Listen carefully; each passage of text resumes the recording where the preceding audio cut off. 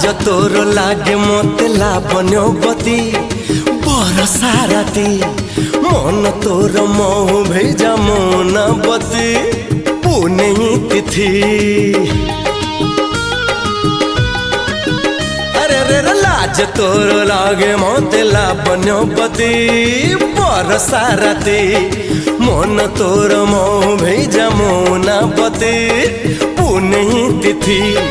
तो पाई जन्हरे गढ़ी बेदी ओढ़णी रे देवी तारा को बांधी आलो तुमर तुमर तुमर सरग परी राजकुमारी आलो राजकुमारी तो पाखरे सब रंग जाइछि सरी रूप कुमारी आलो रूप कुमारी तो पाखरे सब रूप जाइछि सरी।